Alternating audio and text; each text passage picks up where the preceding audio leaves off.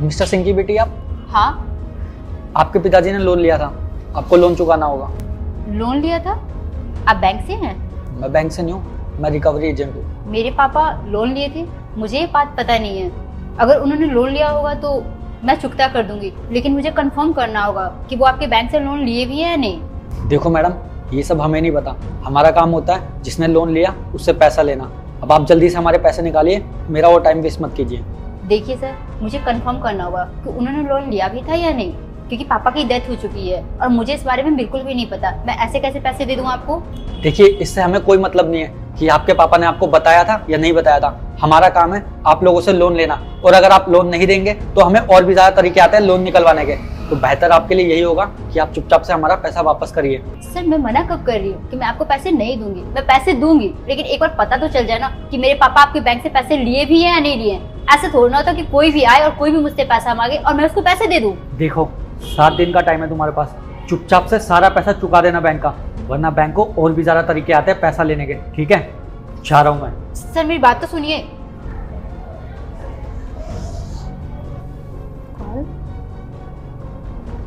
Hello ma'am, पैसों का इंतजाम हुआ?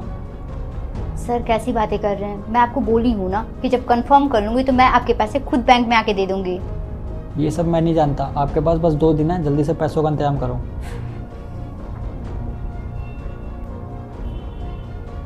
हेलो मैडम, पैसों का इंतजाम हुआ? क्या तरीका है, रात में कॉल कर रहे हो? रात में कौन बैंक वाला कॉल करता है? आपको याद दिलाने के लिए कॉल किया है कि कल आखिरी दिन है, कल आ रहा हूँ मैं। सर, मैंने आपको बोला है ना, मैं खुद दे दूंगी, क्यों परेशान कर रहे हो मुझे? मैडम, मैं कुछ नहीं जानता हूँ, 1 हफ्ते से ऊपर हो गया है और कल मैं आ रहा हूँ। अगर आप पैसे नहीं देंगे तो मजबूरन मुझे कोई लीगल एक्शन लेना पड़ेगा।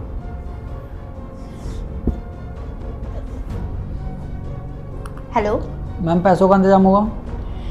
सर, क्या तरीका है? कितना परेशान करोगे आप? जब देखो कॉल कर देते हो मुझे। परेशान मैं कर रहा हूँ, आप कर रहे हो। एक तो पैसा नहीं दे रहे हो, ऊपर से एम्प्लॉय के ऊपर चिल्ला रहे हो आप बैंक के। आपको पता भी है इसके जुर्म में आपके ऊपर और कितनी पेनल्टी लग सकती है? सर, ऐसा मत बोलिए, मैं पैसों का बंदोबस्त करती हूँ। जल्दी। ठीक है सर। मैडम, पैसों का इंतजाम हुआ? सर, ये क्या तरीका है? क्या तरीका है मतलब? मैडम, ड्रामा तो आप लोगों ने लगा रखा है। पिछले 1 हफ्ते से मैं आपसे पूछ रहा हूँ, मैडम पैसों का इंतजाम हुआ, मैडम पैसों का इंतजाम हुआ, लेकिन आप हो कि मेरे को उल्टा टरकाए जा रहे हो। मैडम, चुपचाप से ना आप मेरे पैसे दे दो, वरना इस पूरे मोहल्ले में ना शोर मचा दूंगा कि आप जैसे लोग हमारे पैसे खा के बैठ जाते हो और पैसे देने के टाइम पे बहाने लगाते हो कि मेरे पापा ने मुझे बताया नहीं, मेरी मम्मी ने मुझे बताया नहीं। सर, इतनी तेज तेज क्यों बात कर रहे हैं? आपको पता है ना, मैं यहाँ काम करती हूँ। अच्छा, तो आप इधर काम करते हो तो अच्छी बात है ना, और लोगों को भी पता लगना चाहिए कि यहाँ पे काम करने वाले लोग बैंक का पैसा लेने के बाद बैंक के एम्प्लॉयज को चक्कर कटवाते हैं। उन लोगों को भी पता लगे ताकि वो आप पे भरोसा ना करें, है ना? ओ मिस्टर, एक लड़की से ऐसे बदतमीजी से बात कैसे कर रहे हो? सर, आप बीच में ना ही बोले तो बेहतर है। शायद आपको पता नहीं है, इनके पापा ने बैंक से लोन लिया है और अब वो चुका नहीं रहे हैं। पहले आप ये बताओ, आप कौन से बैंक से हो? उससे आपको क्या लेना देना? तुम्हारे मैनेजर का नाम और तुम्हारे बैंक की ब्रांच कोड बताओ मेरे को। अबे तू कौन है? कहीं का लॉयर है क्या? मैं कौन हूँ वो तो तेरे को बाद में बताऊंगा, बट तूने आरबीआई की गाइडलाइन का नाम सुना है? आरबीआई की गाइडलाइन? हाँ, आरबीआई की गाइडलाइन। लॉकडाउन के बाद है ना, कोर्ट ने निर्देश दिया था आरबीआई को कि लोगों को कुछ सहूलियत हो जाए लोन चुकाने में। उसके लिए आरबीआई ने नई गाइडलाइन जारी कर रखी है। तुमको पता भी है क्या है वो गाइडलाइन? कौन सी गाइडलाइन? मुझे तो कोई नॉलेज नहीं इस गाइडलाइन के बारे में। गाइडलाइंस, तुम जैसे रिकवरी वाले हैं ना, शाम को 7 बजे के बाद किसी को कॉल करके परेशान नहीं कर सकते लोन चुकाने के लिए। समझ में आई? अगर कोई इंसान जॉब कर रहा है तो तुम पैसे की रिकवरी के लिए उसके वर्क प्लेस पे जाके उसको डिस्टर्ब नहीं कर सकते। आई बात समझ में? और तुमको और तुम्हारे मैनेजर को दोनों को नौकरी से निकलवाऊंगा और तुझे तो मैं पक्का जेल करवाऊंगा। और हाँ, प्रीति ने मेरे को है ना बताया था कि कैसे तू इसको रात को भी कॉल कर करके परेशान करता है।